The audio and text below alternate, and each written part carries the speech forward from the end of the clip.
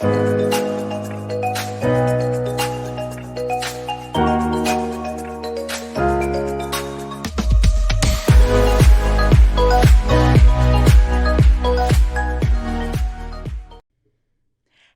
and welcome to Your Killer Life, a podcast where we talk about the really real realities of a killer diagnosis like breast cancer and how we can use that as a catalyst for building our killer life.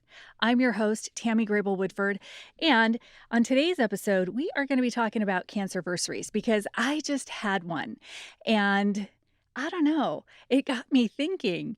So we're going to talk about what the heck a cancerversary is and when you're supposed to celebrate it, if that's such a thing, if you can have more than one, and kind of how I have celebrated mine as I've gone through the years. But before we get to that, I want to say a special thank you and give a shout out and some recognition to the Male Breast Cancer Coalition, who sent me an amazing t-shirt and hat. And I'm so proud to wear it on the air because anything I can do to help raise awareness for our brothers who have been diagnosed with breast cancer, I'm all about it.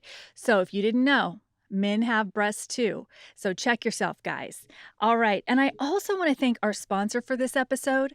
And she has been helping us keep the microphones on, and I appreciate her so much. She's also a past guest and a fellow survivor, Susanna Davis with Recurrence. She created the Recurrence workout. Oh my goodness. And it is amazing. So if you haven't had a chance to listen to it, give episode 18 a listen. And oh my goodness, Susanna is helping people all over the world reconnect with fitness and with their bodies through belly dance. Oh, and if you want to support the show, you can always buy me a cup of coffee. Links on all of those things, including the Male Breast Cancer Coalition, down below. All right. This time each year, the anniversary of my diagnosis rolls around, or my cancerversary, as we call it in Cancerland. And this year was a big one, as I celebrated my 6th rotation around the sun since hearing those words, "You have cancer, and a lot of it." In Cancerland, we're given milestones. Perhaps you were given the same milestones. And they're in these 5-year blocks, right? Where I remember being told, if you make it 5 years, that's great. The chance of recurrence is reduced. And if you make it 10 years, even better. The chance of recurrence is reduced even further. If you make it 15 years, fantastic. You're pretty much in the clear. And I don't know. I remember sitting there and the if part resonating with me. And well, at my 6-year cancerversary, it initially sounds like a pretty big deal, but I don't know. Is it? We'll come back to that. So what is a cancerversary? I know we have a lot of listeners who are newly diagnosed. We have a lot of caregivers who are listeners, which I absolutely love. And so let's talk about cancerversary and how we know what day it is. Because when I first heard the term cancerversary, I was like, when is this? Is it the day that I was first diagnosed and I first heard the words? Is it the day of my first treatment? Is it the day of my last treatment? If so, what treatment is it that we're talking about? Is it when my imaging comes back clear? Is it when the radiologist says they don't see anything? Is it the day that the oncologist considers me NED, which in cancer speak is no evidence of active disease? When the heck is it? And then I also had the question, some of those things, I don't know if I want to celebrate.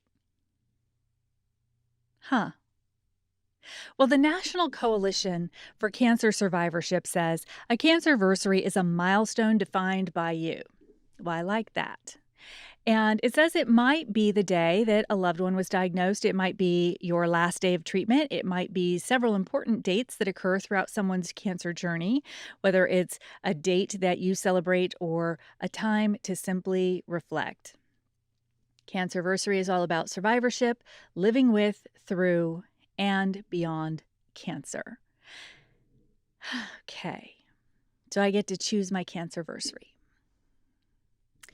So the date that I chose was the date that was most easy for me to remember. And that date is my diagnosis date, February 11, 2015. My first year, I was so busy with surgeries. It felt as though I was collecting hospital bracelets, like a kid, collects game tickets at the arcade for the biggest stuffed animal in the back corner. It was a whirlwind of doctor appointments and new terminology, basically learning a new language. Cancer has its own language. It was surgeries and blood draws.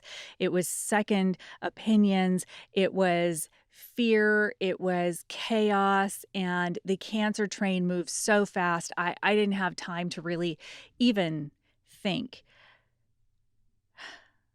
Well, I did, because I did do a lot of thinking and I did a lot of analyzing, but it was all very focused. It was a time where I was stepping back from my full-time job and going into a part-time job because I knew that with everything going on that I was going to have to focus on my healing. So it was this huge year of tumultuous change that just felt like so much was being forced on me. And though I was free to choose my options, I wasn't free to choose. I didn't select the options to choose from.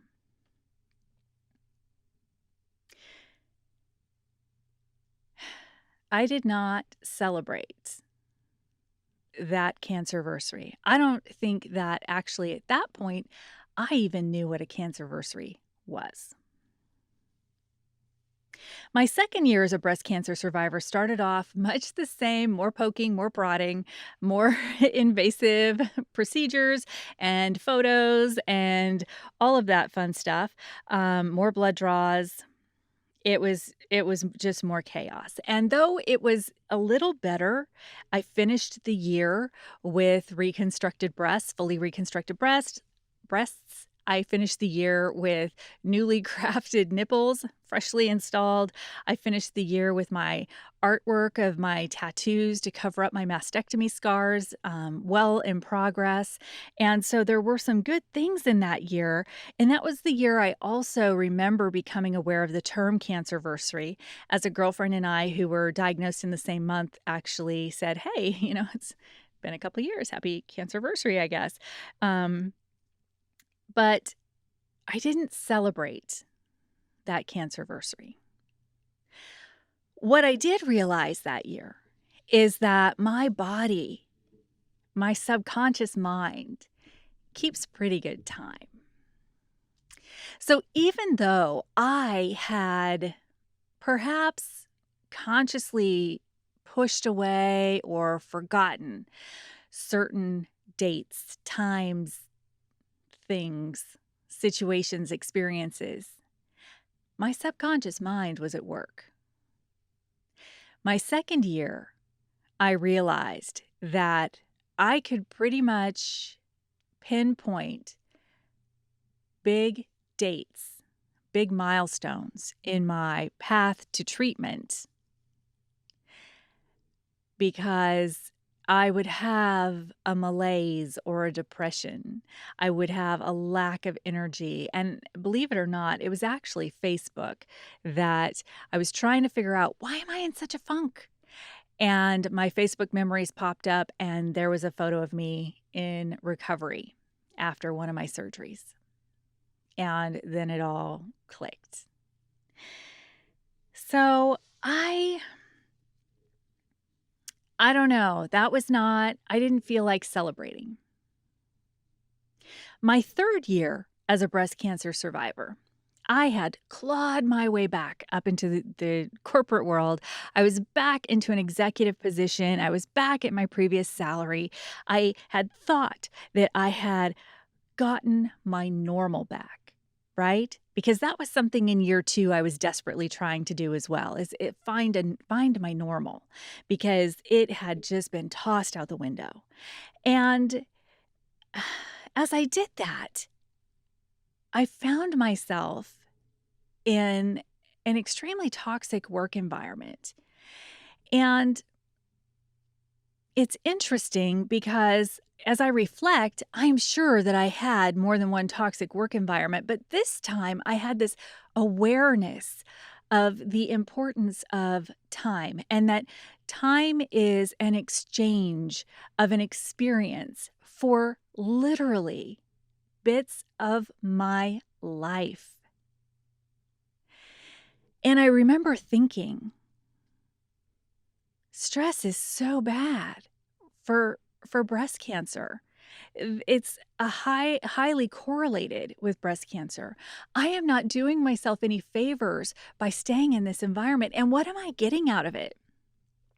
I'm exactly back where I started, where I was at this space and place of saying, "I'll take a vacation later.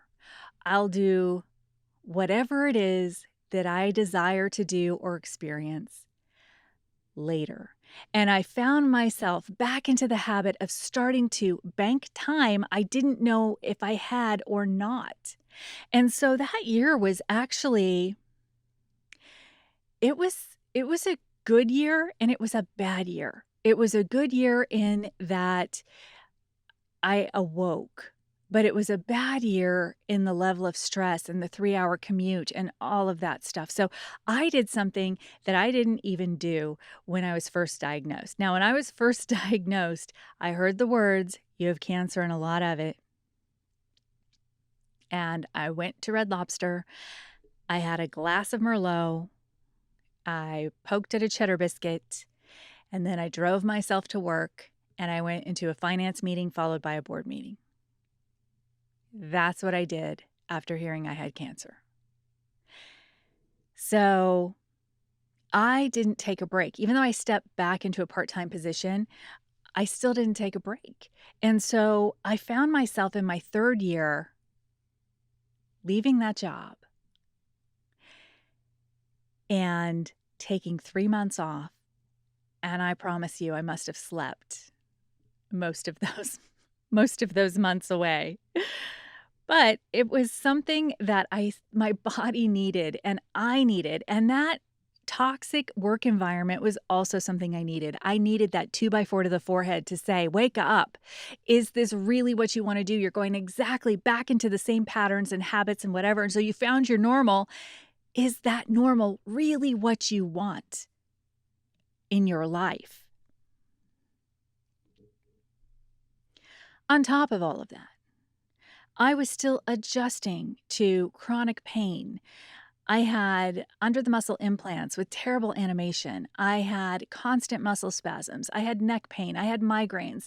I had icicle boobs. I had to literally sometimes to warm myself up, I had to put a heating pad around my chest to get myself warm because once they got cold, it was just I couldn't warm up. And if you've experienced this, you know exactly what I'm talking about. Icicle boobs are a real thing. I have great friends who knitted me some amazing bra inserts, and one sent me fur um, to help keep them warm. It was crazy, and I was still adjusting, and I didn't know I was at battle. I was still a little bit in battle with my body, and I still felt betrayed. And long story short, I didn't celebrate my cancerversary. My fourth year, I really felt like I was getting into my stride. I'd left that job. I'd started my own consulting. I thought, hey, I am going to take my master's in business and my 25 years of executive experience, and I'm going to put that to work for myself and for my clients. And so I started my business and started doing consulting work for nonprofits and for the public sector and private sector, and also serving as an entrepreneurial mentor for folks that are looking to get started or think of me as a provocateur of change for those that are wanting to grow and scale and just are stuck and can't get past a barrier. And it's fun and I love it. And it's a positive environment and it's everything that I want in my life that really, going from dreading waking up, because you have to hurry, hurry, hurry to go sit in traffic for an hour and a half versus stepping intentionally and joyfully into my life every day. And that is such a huge win. I started running again. My body and I, we started to communicate and actually sort of enjoy each other's company again, which was fantastic.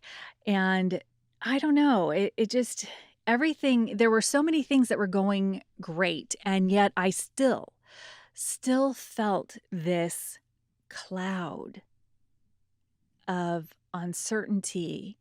And I'm not sure if I would call it fear, but just an inability to trust, to get comfortable and trust that anything I built was going to stay, that I was going to stay. See, I had a doctor tell me that if I didn't do certain treatments, that I would be lucky to have 5 years. And so, with all of these great things going on in my 4th year, I was also running out the clock. Now, I remember when I was told this, I remember having a little bit of spunk, and that's probably a really nice way to say it, but rejecting that as truth and, saying, look, I don't have, literally saying to the provider, look, I don't have a secret expiration date at the bottom of my foot that only you can see. We don't know. And my whole goal is to do everything I can to be at the long end of that bell curve so that I'm here as long as I can be here. And so consciously, I was like, absolutely not. That is not a thing. That is not my truth. I do not accept this information. But that's subconscious. Oh, it's working all the time, isn't it? And so I don't know. As I came to that, entering my 5th year, as I came into that next Cancerversary, I was like, oh, I don't know, thinking that what? I was not gonna wake up in the morning, like, boom, I would just be gone? Who knows? But there was definitely a cloud, and it doesn't make sense. It's perfectly I use this all the time with Griff. It's absolutely logically illogical. In other words, yes, it makes no sense and it's an illogical thought. And yet, in all of the chaos and all of the trauma, it is perfectly logical to have this sense and this feeling and this this unease with this disease. Needless to say, I didn't celebrate that cancerversary. I felt like any minute now, something's going to change and I might not be here. So, cautiously walking into that 5th year, still very much alive, obviously. And oh, cancer is the gift that keeps on giving. I popped some sutures in one of my reconstructed breasts. And so I would wake up every morning and I had this little spot where my implant would herniate out and it hurt. And here I was finally feeling like I'm getting into my stride. I'm running on a regular basis. I'm getting my fitness back and I get to go have surgery again. And so I had my breast reconstruction. We did an exchange, and actually it turned out to be a really amazing thing for me because we went from under the muscle to over the muscle in reconstruction, and my body was like, thank you. Gone were the migraines, gone was the neck pain, the shoulder pain, the rib that was constantly out of place, the icicle boobs. And so it just seemed to remedy a whole bunch of things. And yet at the same time, it also set me back. And I had so much fear going into that surgery. I was so afraid that, they were going to go in there and that my plastic surgeon was going to see cancer. And there was going to be something that would go wrong. Like I was, just pushing my luck, going back in, it was actually more stress, I think, in some ways than the original diagnosis and the very first procedure. And I say that because after going through everything I'd been through, I'd gotten hope back, right? I was getting hope back. I was feeling happiness back. And I was waking up. My body was detoxing from all of the prescription drugs it had been on. So many things were finally clicking and going right. And there was just so much fear that they would find something wrong. Thankfully, they didn't. And the other amazing thing is I can take a full breath again. My plastic surgeon, who is amazing, actually said to me that she doesn't think she's ever seen pectoral muscles as large as mine. So they were very happy to be put back where they belong. So with that year, it was a cautious, I guess, sort of acknowledgement of my cancerversary. And here we are at year 6. So, remember the timeline I was talking about at the start of this? About 5 years, great news or good news, and 10 years is great news, and 15 years is phenomenal news? Well, something else I didn't know until I was diagnosed with breast cancer is how many different types of breast cancer and how many different subtypes of breast cancer and all of the things. And I happen to have infiltrating lobular carcinoma. Now, my cancer is about 10 to 15% of breast cancers. Here's the wonky thing. That means that it is the second most common breast cancer. However, that is still only 10 to 15% of breast cancers. And it hasn't really, it's just, in fact, it is just starting to really be studied. So I was diagnosed in February of 2015, and a fun fact, the first international symposium on ILC was held in October of 2016. So it's interesting because at that symposium, Dr. Charles Perot and colleagues within the Cancer Genome Atlas, TCGA, they were referencing a landmark paper that they published that established ILC as a distinct subtype of invasive breast cancer. And his group identified multiple genomic alterations distinguishing ILC from invasive ductal carcinoma, or IDC, highlighting the need for new treatment approaches for this breast cancer subtype.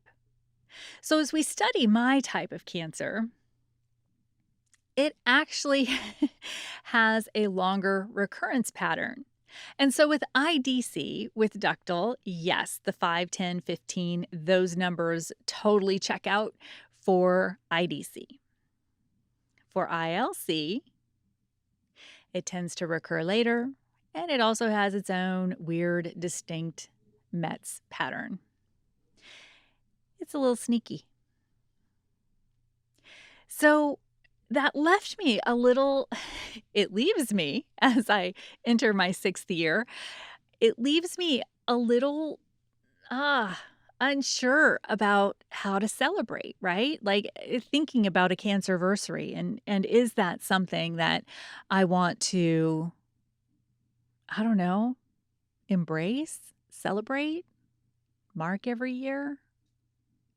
It's this weird mix of awareness. It's not like I wouldn't be aware anyway, right? Every year, I know in the back of my mind, if not the forefront of my mind, I will be thinking, oh, it's February and I was diagnosed, and I'll do the math. And like, it's not like I'm never going to, well, I can't say never. I don't see myself not ever recognizing that date. And yet, instead of feeling like I'm walking away from possible recurrence, frankly, it feels a little like I'm walking toward a potential recurrence. Mind games, right? Oh, I'll never forget thinking to myself after one of the surgeries, I don't remember which one. I'll never forget thinking how amazing the physical body is and how the physical body can just recover from just about anything. It just does its work. It makes modifications and adjusts. And then mentally, it is this battle. It takes so much more work, at least for me. I won't speak for anybody else. So Dr. Osterich noted that they're still learning. The medical community is still learning. And he said we need better models of ILC. And because it is so rare, we need to collaborate. Clinical trials are the only way we are going to be able to evaluate different imaging modalities and treatments, as well as collect tissue for research. We need to make people understand that this is a distinct disease, and there is still so much we don't understand about its biology and its pathology.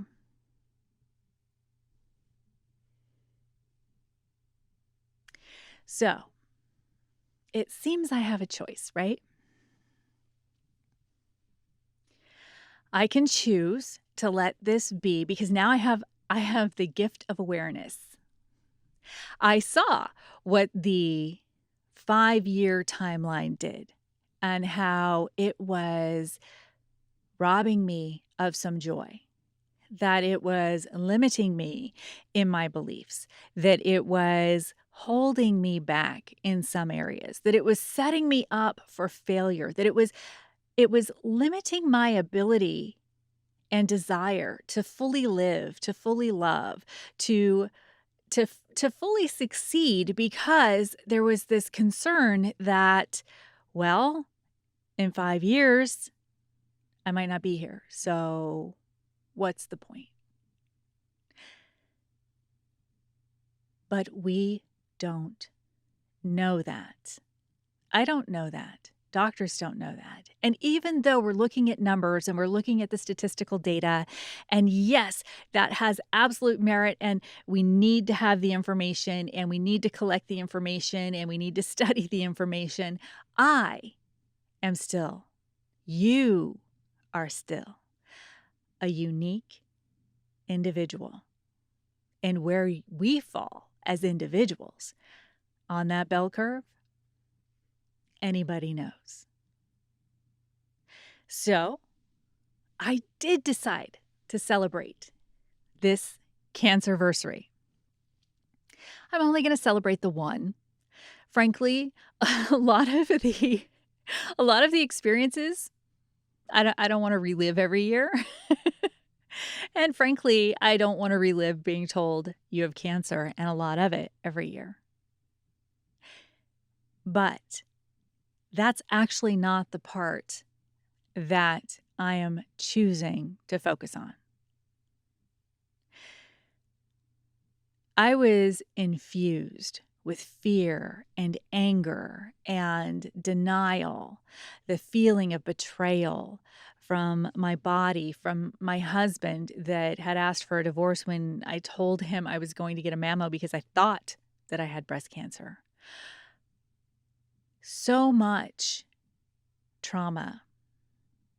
And yet, at this point, I'm able to see the gift, which is this awareness of time. And that means that I am just busy gobbling up as much of life's experiences, as many of life's experiences as I can. None of us know how long we're going to be here. None of us. And we all end up in the same place. So, with that, I celebrated. And I think from here on out, I'll keep celebrating my Cancerversary. So Tell me about you. Drop me a note below in the show notes or in the on the blog or down below if you're watching us on YouTube. Definitely let me know. Do you celebrate a Cancerversary? How did you choose your date? And is there anything special that you do? And are there certain years, or can you relate to any of this? I want to thank you so much for listening and for being part of the podcast. I have so much appreciation and I get so much love for you guys. And oh my gosh, and the guests are just amazing. It's always great when I do a solo, but I have to tell you, I love talking with our guests. It's just one of my favorite things. But don't forget to click subscribe, like, and share because, oh my goodness, we are creating our own little corner of the internet where we can actually talk about the really real realities of breast cancer. And if you're on the Clubhouse app, by the way, I am doing an after the show kind of live chat, and that is happening weekly on Wednesdays at 5:30 p.m. Pacific time. So you can find me and my details for Clubhouse. It's just at Tammey, Tammey, are also going to be in the show notes. But join us out there and come join the conversation because I know it is so hard right now to find and have community with COVID and all of the COVID craziness. So, yeah, join us out there for some great conversation. And until next time, keep building your killer life.